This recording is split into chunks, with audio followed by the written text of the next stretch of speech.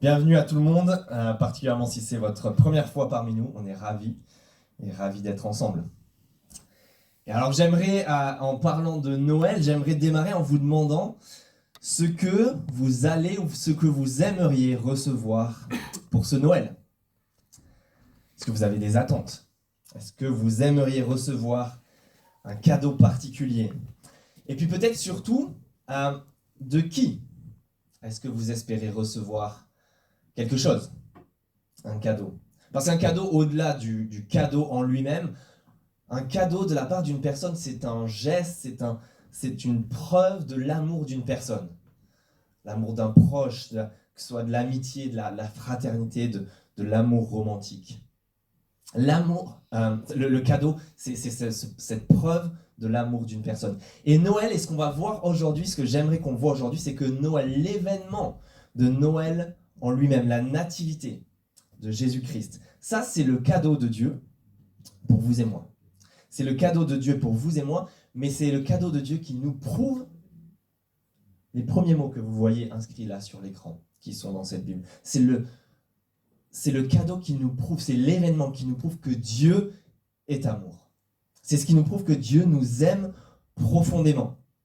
Vous avez vu ces premiers mots, et puis comment ça continue dans le verset 9. Dieu est amour, et voici comment l'amour de Dieu s'est manifesté envers nous, comment il a été prouvé, comment il a été vu, visible.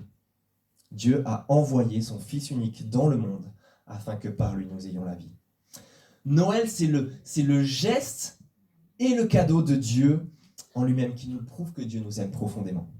Et j'aimerais qu'on voit tout simplement ces deux choses ensemble. Le geste et le cadeau de Dieu lui-même pour nous. Mais juste avant de voir ce geste et ce cadeau de Dieu pour nous, qui nous prouve que Dieu est amour, que Dieu nous aime, j'aimerais juste qu'on s'arrête sur le fait que c'est loin d'être évident.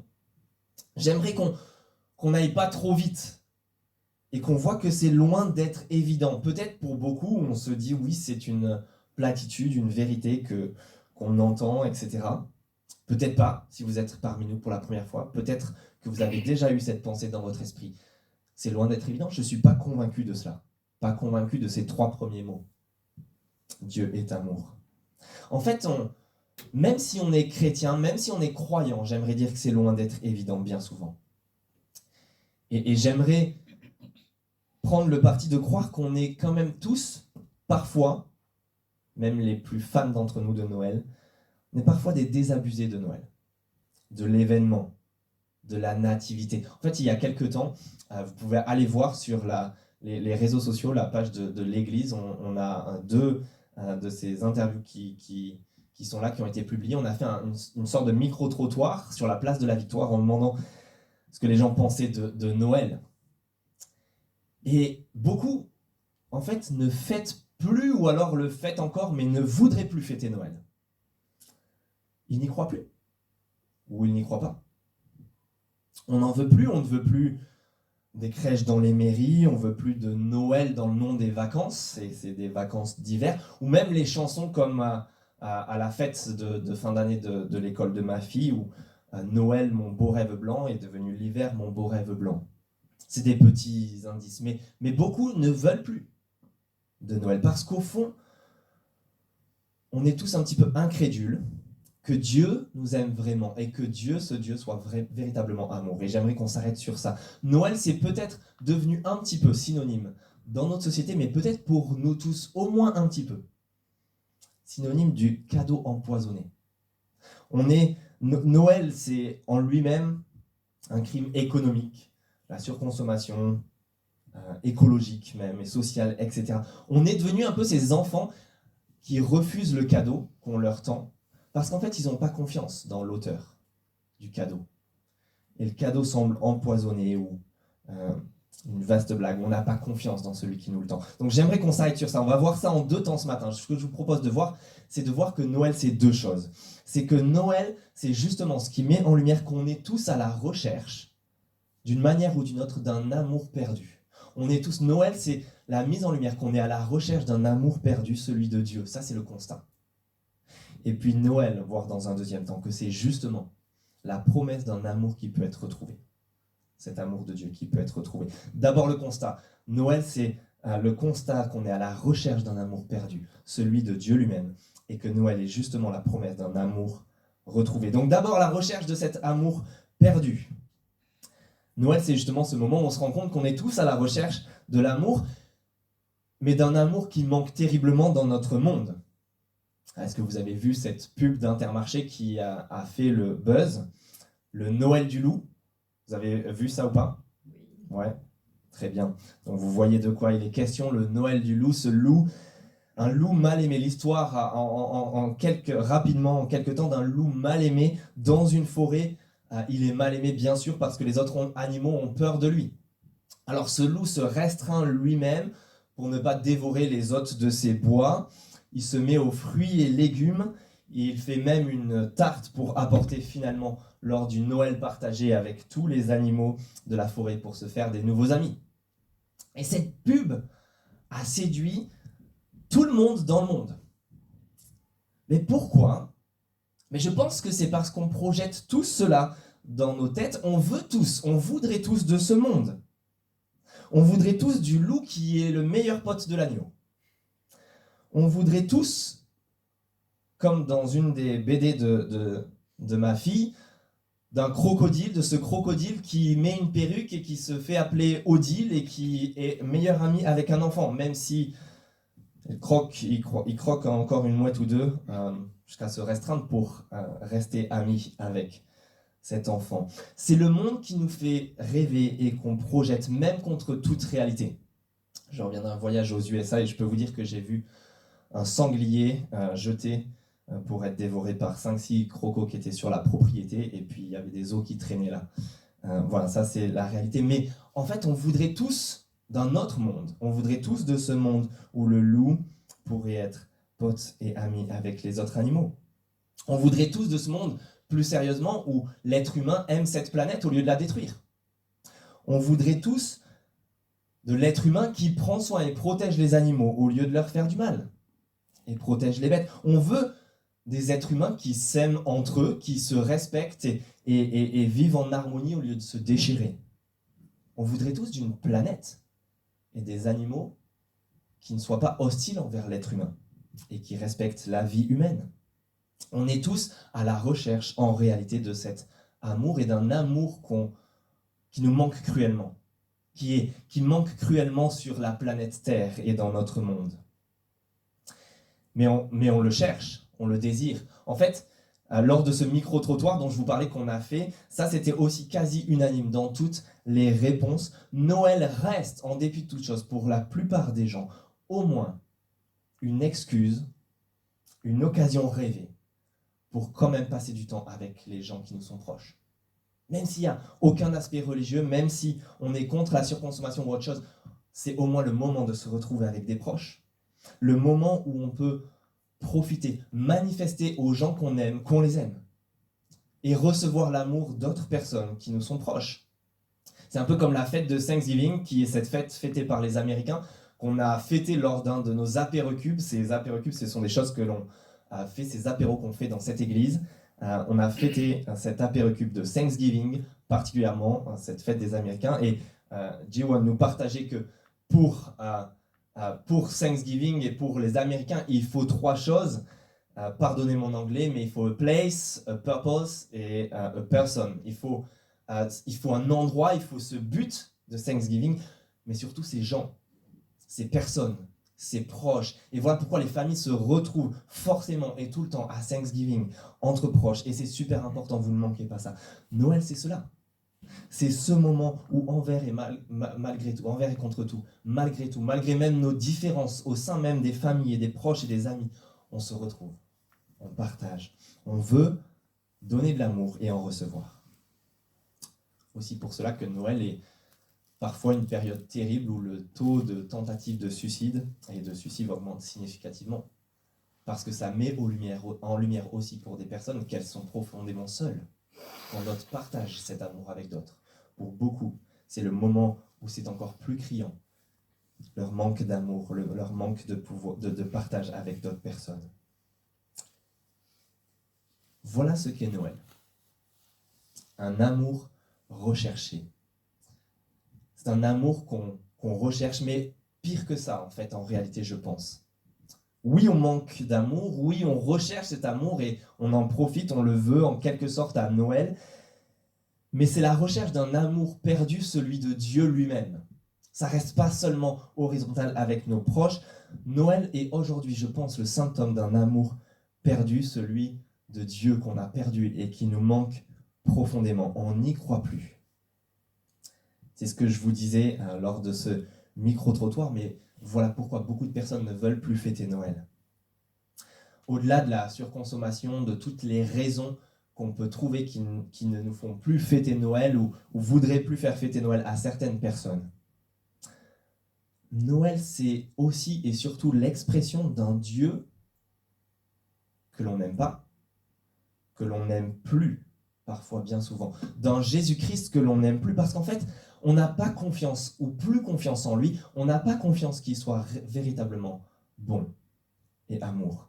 Noël, c'est l'expression d'un Dieu qui est tout sauf amour, pense-t-on, bien souvent, au moins un petit peu. Et j'aimerais juste dire que je comprends ça, si c'est ce que vous pensez, ou nous amener à le comprendre. Au-delà de tout cliché et en allant trop vite, Noël, bien sûr, est le symbole du christianisme. C'est bien sûr la symbole de la naissance du Christ. Mais pourtant, où est ce Dieu censé être amour ? 99% du temps, si vous posez la question aux gens qui vous entourent, comme on l'a fait lors du micro-trottoir, quel est le sens de Noël ou le sens de ce Dieu, ou ce que les gens pensent par rapport à ce Dieu ? 99% du temps, voici la première objection. Si Dieu existe véritablement, si Dieu est Dieu et donc tout-puissant, est-ce qu'il n'y aurait pas 2-3 choses dont il a oublié de s'occuper ? Les guerres, l'Ukraine, la Russie, le conflit israélo-palestinien, les enfants bombardés, les femmes violées, la faim, l'injustice, même cette planète dégradée, les cataclysmes, les catastrophes naturelles. Comment Dieu peut-il être amour et ne pas gérer tout ça ? J'espère qu'on rigole. Si tu me dis que Dieu est amour alors que j'ai été abusé, alors qu'un membre de ma famille s'est en allé, que je l'ai perdu, alors que la maladie l'emporte dans ma vie, quand d'autres, des nations et des gens se déchirent, quand on a peur pour notre propre avenir et celui de nos enfants. On est ces enfants qui ne veulent plus du cadeau qu'est Noël parce qu'ils n'ont plus confiance dans l'auteur. Ils ne croient plus en celui qui le tend. C'est une arnaque. Alors Noël, oui, je pense que c'est la recherche de cet amour perdu, de l'amour perdu de Dieu lui-même, parce qu'on n'y croit plus. Et pourtant, et c'est là que j'aimerais qu'on en arrive, Noël pourtant est la preuve. Noël est la preuve, mais donc la promesse d'un amour qui peut être retrouvé. Noël peut devenir ou redevenir l'amour de Dieu auquel on croit et qu'on retrouve et que l'on connaît et que l'on vit. Le cadeau que l'on peut retrouver de la part de Dieu, ce Noël, c'est son amour. Et c'est cette promesse-là. Pour 2 raisons. Pour le geste, on l'a dit tout à l'heure, le geste, l'intention de Dieu et le cadeau lui-même. C'est ce qu'on va voir. Le geste, l'intention de Dieu même à Noël et le cadeau en lui-même. Regardez comment cet amour est manifesté. Cet amour de Dieu est manifesté à Noël. Comment on voit l'intention d'un Dieu plein d'amour envers nous. Regardez encore le verset 9 à l'écran. Voici comment l'amour de Dieu s'est manifesté envers nous. Dieu a envoyé son Fils unique dans le monde afin que par lui, nous ayons la vie.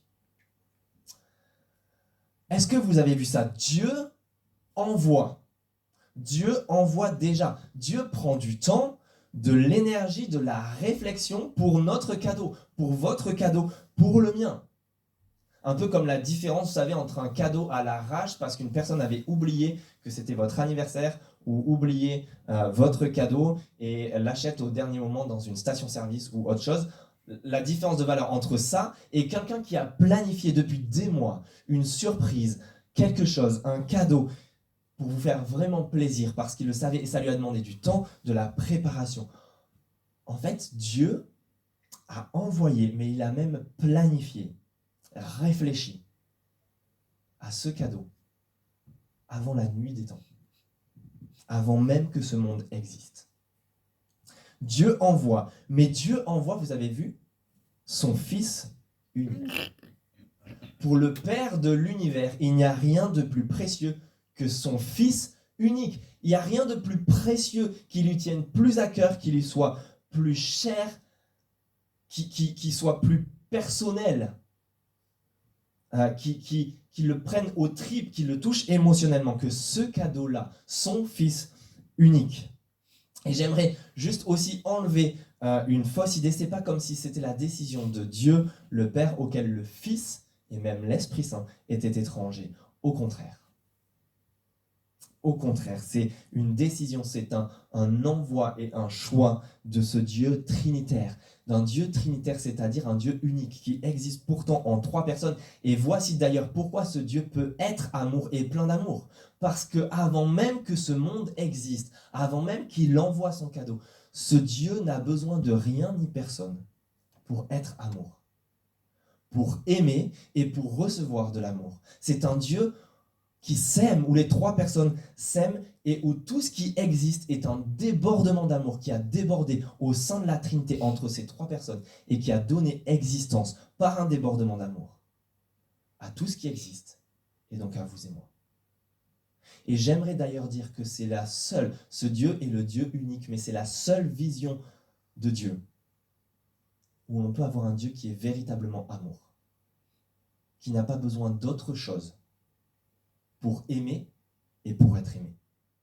C'est la seule vision d'un Dieu qui est plein d'amour depuis toujours, sans besoin de rien ni personne, mais qui, dans un débordement d'amour, a créé et a même racheté. Et ça, c'est son cadeau de Noël pour vous et moi. Dieu envoie ce qu'il a de plus cher comme cadeau, son Fils unique. Mais vous avez vu, afin que par lui, nous ayons la vie.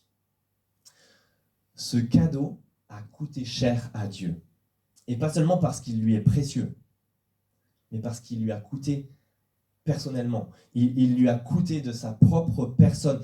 Il s'est arraché un bras. Littéralement, Dieu s'est saigné pour ce cadeau, pour nous offrir ce cadeau, à vous et à moi. Parce que pour que par lui nous ayons la vie, déguise le fait que lui s'est donné la mort. Pour cela. En fait, c'est sa propre vie que ce Dieu a donnée pour vous et moi. Ce Dieu s'est saigné à Noël par amour. Et puis finalement, regardez comme toute l'intention de Dieu à Noël est résumée dans ces derniers mots, afin que par lui nous ayons la vie. En fait, il n'y a pas plus fort, je pense, comme aveu de la part de Dieu lui-même de notre besoin à Noël. Notre besoin de la vie. C'est pas comme on le disait tout à l'heure, ce n'est pas comme si Dieu était en fait gêné finalement par le mal, la souffrance qui existe dans ce monde et la mort qui règne. C'est pas comme si les objections à son encontre, à ce Dieu, à son existence et à son amour le mettaient mal à l'aise. Et que Dieu et nous avec étaient obligés de se voiler la face, de mettre des œillères et de se persuader que s'il est véritablement bon et amour en dépit de tout ce qui se passe sur cette planète. Ce n'est pas comme ça. Au contraire, Dieu regarde la réalité bien en face. En fait, peut-être plus que vous et moi. Il tire le véritable diagnostic de ce monde et de la vie que nous menons. C'est comme si Dieu était en train de nous dire, ce que vous vivez, oui, mais c'est la mort. Votre vie, effectivement, c'est la mort. Dieu admet cela. Dieu le reconnaît. Et donc Dieu assume qu'il n'y a rien besoin de moins que la vie pour nous. Et ça, c'est ce qu'il nous propose et ce qu'il nous offre à Noël. C'est comme si Dieu répondait à notre premier vœu sur notre liste inconsciente même du Père Noël, même si on ne l'avait pas mis. C'est ce que Dieu reconnaît. Et c'est comme s'il répondait à ce cadeau tant attendu, qui n'est pas simplement un cadeau utile, mais qui est en fait, sans même parfois qu'on le sache, le cadeau qu'on désire tant, qu'on recherche tant, qu'on a tant besoin de la part d'un Dieu qui est véritablement amour. Alors quel est-il ce cadeau pour être si génial après le geste et l'intention de Dieu qui est amour dans ce qu'il fait et dans son intention à Noël? Finalement, regardez, c'est quoi ce cadeau pour être si génial? Regardez ce dernier verset, la 10, qui est affiché à l'écran. Et cet amour consiste non pas dans le fait que nous avons aimé Dieu, mais dans le fait que lui nous a aimés et a envoyé son Fils comme victime expiatoire pour nos péchés. Si vous offrez un cadeau à quelqu'un ce Noël, j'imagine, ou même lors d'un autre événement comme la Saint-Valentin ou pour un anniversaire de mariage, pour reprendre le thème de l'amour, mais parlons de Noël, si vous offrez un cadeau à quelqu'un ce Noël, vous avez très certainement l'attente que cette personne vous offre elle aussi un cadeau. Et en fait, il se peut, j'ai commencé en vous posant la question, il se peut que la plupart d'entre vous aient certaines attentes pour ce Noël et des petites idées de choses qu'elles aimeraient bien recevoir, de cadeaux, des espoirs que vous avez. J'aimerais vous dire que Dieu, lui, il n'en a pas. Il n'en a pas. Vous avez vu, c'est tout l'inverse de la part de Dieu. Il assume pleinement le fait que nous ne l'aimions pas. Vous avez vu ce que dit ce verset? Dieu assume le fait que nous ne l'aimions pas et que ce soit un amour à sens unique. Pas d'attente à notre égard. Pas d'attente irréaliste. En fait, la seule attente de sa part, c'est le manque d'amour de notre part envers lui. Noël est le seul anniversaire aussi que l'on fête et on célèbre chaque année où en fait c'est Jésus-Christ lui-même qui offre le cadeau et qui n'en attend pas de la part des autres. Alors j'aimerais déjà vous dire que bienvenue si vous découvrez ce qu'est le christianisme ou la foi chrétienne pour une des premières fois. Et si pour vous le christianisme est en fait une bonne morale, des bonnes valeurs, de bonnes actions pour mériter un Dieu, un cadeau de la part de Dieu et son salut et le paradis à la fin, j'aimerais vous dire, pas du tout. Pas du tout. Dieu assume que ce ne soit pas du tout le cas. Et il n'est pas déstabilisé par ça. En fait, plus que ça, et c'est justement le cadeau de Noël. Dieu assume et comble notre manque d'amour. En fait, il paye pour ce manque de notre part. Il s'occupe de tout. Et il paye et s'occupe de nous. Et ça, c'est son cadeau. Est-ce que vous avez vu cette fin? Il a envoyé son Fils comme victime expiatoire pour nos péchés. Oui, Dieu assume ce terme, péché, à notre égard. Parce qu'il faudrait avouer, au-delà de toute explication sur l'origine du mal et d'essayer de comprendre cela, comment ce mal peut exister dans ce monde, au-delà de cette explication-là, il faut quand même bien avouer que si on se questionne sur les auteurs du mal, on est au moins un tout petit peu concerné. Le manque d'amour, le manque d'être parfaitement amour, ça nous concerne. Un manque d'amour envers Dieu, qui peut se targuer d'avoir vraiment et véritablement aimé Dieu de tout son cœur, de tout son être, toute sa vie. Et le manque d'amour entre nous. Il y a au moins quelques fois où on est bien conscient que ce n'est pas le cas, que nous ne sommes pas véritablement amour. Mais j'aimerais vous dire, en fait, ce n'est pas si grave. Ou c'est pas que ce n'est pas si grave, mais c'est plutôt vous dire qu'aujourd'hui, nous pouvons regarder cette réalité en face. On peut la regarder en face sans non plus nous-mêmes nous voiler la face, nier la réalité et nous persuader de l'inverse, qu'au fond, on n'est pas si mauvais. Au contraire, parce que Dieu paye pour ça. Et c'est ça le cadeau qu'il nous propose. Il règle la facture, il s'occupe de tout, et c'est son cadeau pour nous. Alors on peut regarder ça en face. Dieu s'occupe du mal, de la souffrance et de la mort qui nous touche tous, en donnant la vie et en s'occupant du mal à la racine. Il s'occupe du péché présent dans notre monde et dans nos vies, dans nos cœurs. Comment? Par cette petite expression et ce petit thème au milieu de ce verset, vous avez vu, en voyant le Fils comme victime expiatoire. Qu'est-ce que ça veut dire? C'est une expression qui veut simplement dire que la mort de Jésus-Christ il y a 2000 ans sur une croix, qui est une vérité historique, qui n'est pas niée même par les athées, j'aimerais le dire, mais que cette mort il y a 2000 ans sur une croix de Jésus-Christ n'a pas le même sens que les autres morts, que les autres condamnés qui ont été crucifiés par les Romains à l'époque. Ce n'est pas une tragédie. c'est un sacrifice. C'est ce que veut dire victime expiatoire. Une victime qui expie, qui paye pour le crime et les fautes d'un autre. Et c'est ce qu'étaient les sacrifices offerts au temple de manière religieuse. Un animal, et souvent un agneau sacrifié, était un animal sur lequel on posait la tête, sur lequel le pécheur posait la tête, comme pour symboliquement signifier qu'il transférait tout son mal objectif, toutes ses fautes et ses péchés, qu'il le rendait coupable objectivement, et il le transférait là sur un animal qui allait payer de sa vie à sa place. Voilà ce qui est une victime expiatoire. Et voilà ce qui est devenu Jésus-Christ. Voilà le sens de sa venue à Noël. Autrement dit, Jésus-Christ offre sa vie dans un acte d'amour incroyable, en payant pour tout ce qu'il faut et pour tout le mal que vous et moi avons commis. Et ça veut dire qu'on peut regarder cette réalité en face et gratuitement recevoir ce cadeau et recevoir un pardon. Et donc la vie qui s'ensuit, le pardon et la vie pour toujours avec un Dieu qui est véritablement et définitivement amour. Il suffit de faire quoi ? En quelque sorte, il suffit de poser nous aussi notre main sur la tête de la victime. Il nous suffit de nous associer à ce Jésus-Christ qui a tout fait pour nous. Voilà le cadeau et voilà le Dieu plein d'amour qui est définitivement amour. Voilà le cadeau que nous pouvons recevoir, que nous pouvons connaître ou connaître à nouveau ce Noël. Et le Dieu que nous pouvons rencontrer ce Noël, ce Dieu véritablement amour. Je vais vous inviter à prier, je vais vous inviter à vous joindre avec moi à cette prière si vous le souhaitez et à dire Amen à la fin. Notre Père, nous